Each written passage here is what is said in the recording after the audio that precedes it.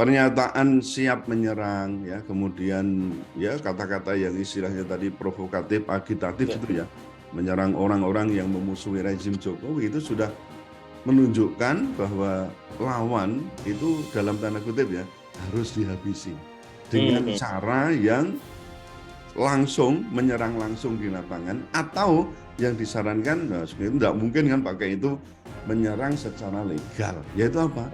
Dengan penegakan hukum ya. Tanda kuncinya kan di situ kan, dengan menegakkan hukum. Wah, yang lebih tajam atau bagaimana lah. Ya, menegakkan hukum dalam hal ini terhadap lawan apa? Ya menangkap dan memenjarakan kan gitu. Menangkap dan memenjarakan atau menyingkirkan dengan cara halus ya. Istilahnya itu, penegakan hukum saja. Yang beda pendapat yang ini kalau ada unsur menyerang pemerintah, menyerang pejabat, apalagi nanti kalau RKUHP sudah disahkan ya sejak nanti rencana kan bulan Desember nih ya, tanggal 15 yang nggak salah itu mau direncanakan, itu menyerang presiden, wapres atau pejabat, itu bisa terancam.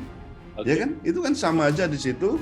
Sebenarnya tindakan ini apa? Sebenarnya tengah mengkonfirmasi bahwa rezim ini sedang mempraktekkan gaya pemerintahan yang otoritarianisme.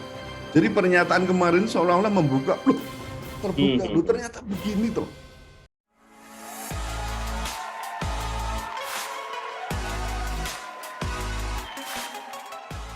Assalamualaikum warahmatullahi wabarakatuh, Puan dan Tuan. Kembali lagi di segmen Tanya Profesor di satu-satunya channel yang radikal, ramah, terdidik, dan berakal, channelnya Prof. Suteki. Dan seperti biasa sudah hadir di samping saya, Profesor Suteki. Assalamualaikum, Prof. Suteki. Waalaikumsalam warahmatullahi wabarakatuh. Iya, Prof. Suteki. Kita mau bicara tentang pertempuran nih, Prof. Waduh. Iya.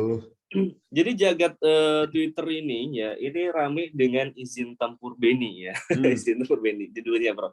Nah, karena ini berkaitan dengan aksi Kepala BP2MI yaitu Beni Ramdhani yang meminta izin tempur untuk melawan oposisi kepada Presiden Jokowi yang itu dilakukan kayaknya pas acara yang kemarin itu, Prof, satu rangkaiannya. Iya, betul. Dan Beni buka-bukaan soal aksinya tersebut ya, aksi Beni Ramdhani meminta tempur ke Jokowi itu terekam dalam sebuah video yang viral di media sosial.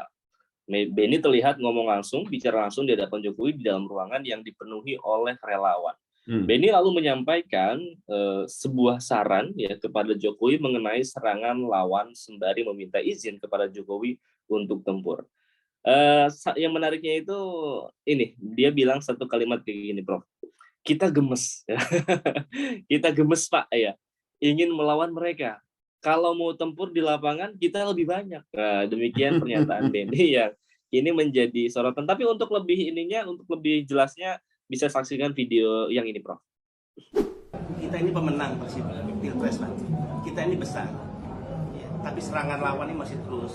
Sarannya adalah amplifikasi program-program dan keberhasilan Bapak melalui Kemenko.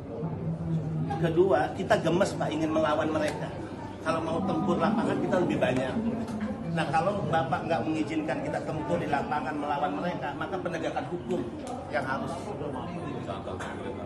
Misalnya setiap mereka yang selama ini mencemarkan nama baik, menyerang pemerintah, adu domba, hasut, penyebaran kebencian, semua bisa dijerat dengan hukum. Nah, penegakan hukum ini yang harus dilakukan, diperkuat lagi. Karena ketika tidak, kami hilang kesabaran, ya udah kita yang melawan mereka di lapangan misalnya.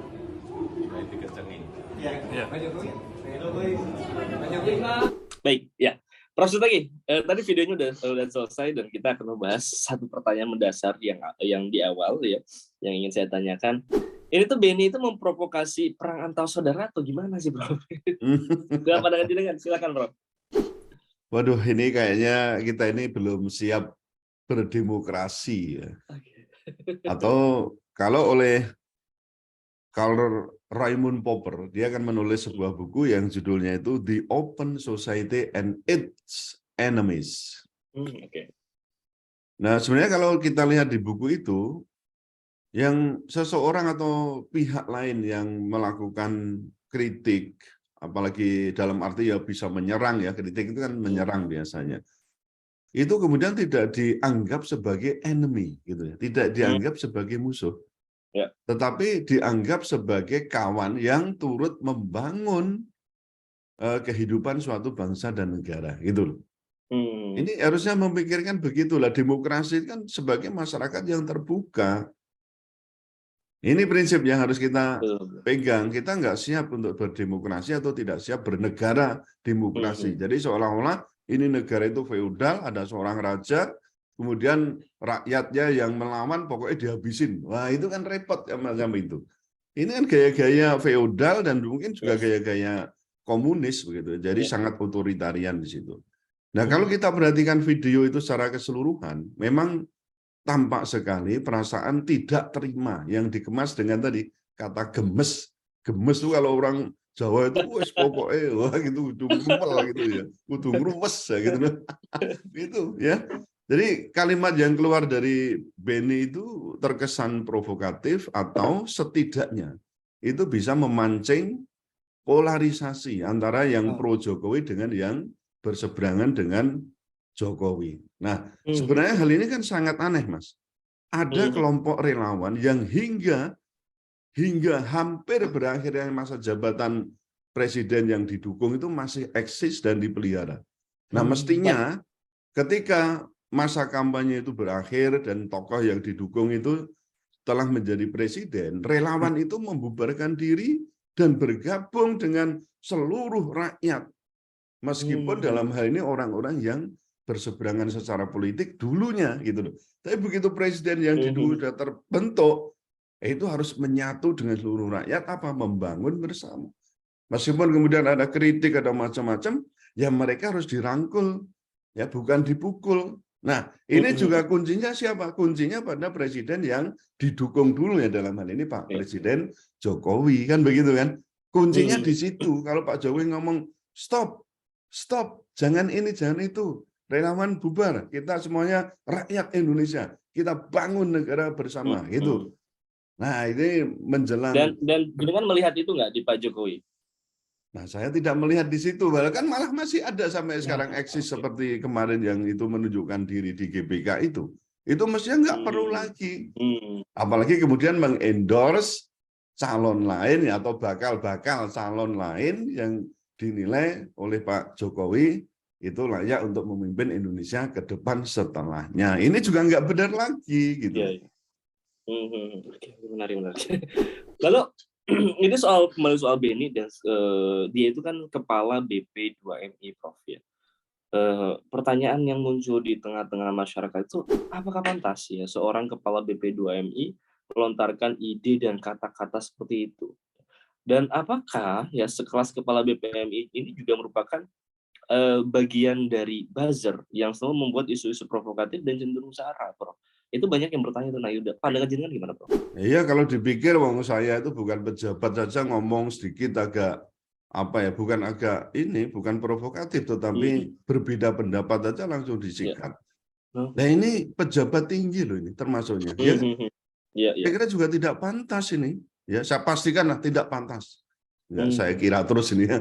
Jadi sangat tidak pantas ya seorang pejabat publik memelihara rasa kebencian terhadap orang-orang yang dulu tadi saya katakan di masa kampanye itu berseberangan atau orang-orang yang sekarang mengkritisi kebijakan pemerintah. Karena yang mengkritisi kebijakan pemerintah itu sekarang ini kan bukan hanya orang yang dari dulu atau dari awal itu berseberangan. Yang dulu mendukung juga kita lihat banyak juga kan ada beberapa yang mengkritik. Dan kritik itu tadi saya katakan itu boleh. Meskipun dulu pro, sekarang kalau melihat, wah sekarang misalnya kok ada kebijakan-kebijakan yang justru menyimpang nih dari visi misi dulu. Wah, boleh aja mengkritik. Yang dulu mungkin dalam satu grup kampanye, kan begitu. Nah, saya katakan boleh jadi ya buzzer itu ada di dalam lembaga-lembaga pemerintah. Kan itu. Dan membuat apa? Isu-isu yang sebenarnya kalau kita nilai cukup provokatif untuk mendukung tuannya atau apa? Menyerang orang-orang yang dianggap lawannya. Nah, biasanya kan mereka itu memanfaatkan isu-isu yang ada yang berbau sara, ada yang berbau sangat ideologis. Karena apa? Ya, isu ini sangat sensitif dan apa? Berdaya pengaruh yang sangat kuat dan juga cepat dan luas.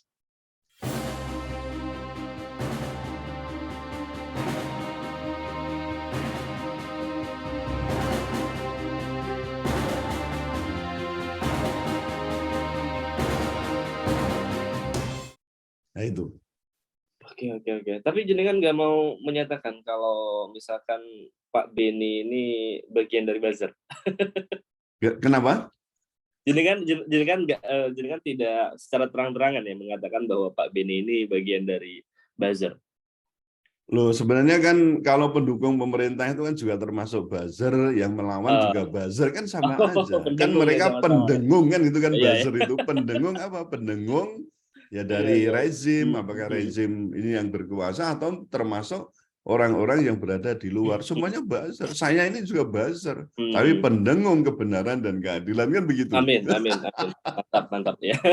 Iya. Prof, gini Prof, lalu ini berlanjut pada pertanyaan, apakah pernyataan yang dilayangkan oleh Beni, ya, ini terkesan menganggap, kan kesannya itu menganggap semua yang memiliki perbedaan dengan Pak Jokowi itu adalah musuh yang harus dilawan, sampai-sampai dia gemes dan siap bertempur ya. Kan seperti itu yang kita tangkap ya. Dan apakah ya aksi Beni ini adalah upaya untuk melegitimasi otoritarianisme pemerintahan kepada siapapun yang berseberangan dengan pemerintah? Kalau misalkan ini iya, bahayanya apa, Prof? Saya menangkap kesan begitu ya. Jadi kesannya memang begitu. Pernyataan siap menyerang ya, kemudian ya kata-kata yang istilahnya tadi provokatif, agitatif itu ya, menyerang orang-orang yang memusuhi rezim Jokowi itu sudah menunjukkan bahwa lawan itu dalam tanda kutip ya harus dihabisi dengan cara yang langsung menyerang langsung di lapangan, atau yang disarankan sebenarnya tidak mungkin kan pakai itu menyerang secara legal, yaitu apa? Dengan penegakan hukum ya. Kuncinya kan di situ kan, dengan menegakkan hukum. Wah, yang lebih tajam atau bagaimana lah. Ya, menegakkan hukum dalam hal ini terhadap lawan apa? Ya menangkap dan memenjarakan kan gitu. Menangkap dan memenjarakan atau menyingkirkan dengan cara halus ya. Istilahnya itu, penegakan hukum saja. Yang beda pendapat yang ini kalau ada unsur menyerang pemerintah, menyerang pejabat, apalagi nanti kalau RKUHP sudah disahkan ya sejak nanti rencana kan bulan Desember nih ya, tanggal 15 kalau nggak salah itu mau direncanakan, itu menyerang presiden, wapres atau pejabat, itu bisa terancam. Ya kan? Itu kan sama aja di situ. Sebenarnya tindakan ini apa? Sebenarnya tengah mengkonfirmasi bahwa rezim ini sedang mempraktekkan gaya pemerintahan yang otoritarianisme. Jadi pernyataan kemarin seolah-olah membuka, terbuka, ternyata begini toh.